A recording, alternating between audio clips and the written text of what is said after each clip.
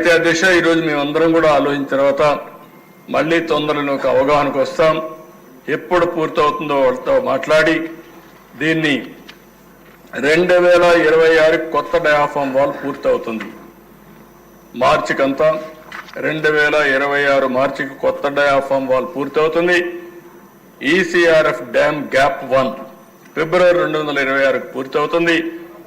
ECRF dam 2 gap December 27 పూర్తవుతుంది.